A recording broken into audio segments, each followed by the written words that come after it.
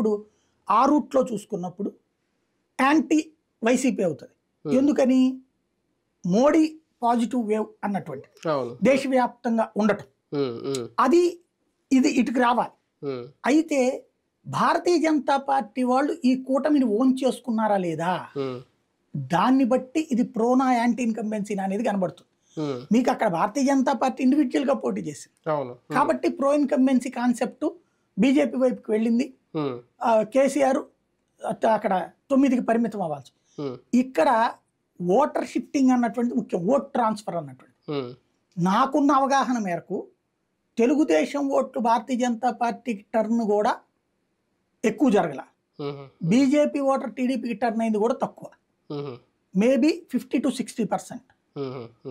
అది మీకు pro incumbency work out కాదు. కాకపోతే ఆ మాత్రపు ఓట్లు యాడ్ అయినట్టే తెలుగుదేశానికి, ఆ మాత్రపు ఓట్లు బీజేపీకి యాడ్ అయినట్టే. కానీ ఇవి రెండు కలిపితే గెలిపిస్తాయా లేదా, ఇది సందేహం. పోలింగ్ జరిగిన సరళి అదంతా చూసుకుంటే ఎన్నికల కమిషన్ చాలా వ్యూహాత్మకంగానే వ్యవహరించిందా, లేదు అంటే ఇంకా ఎక్కువ పోలింగ్ నమోదవడానికి అనే అవకాశాలు ఉండేవా? వాస్తవంగా ఎన్నికల సంఘం పర్ఫెక్ట్గా చేసింది. ఒక్కటే నాకు కనిపించిన లోపం వల్ల అక్కడ మంచినీళ్ళు ఏర్పాటు చేసి ఉండాల్సింది.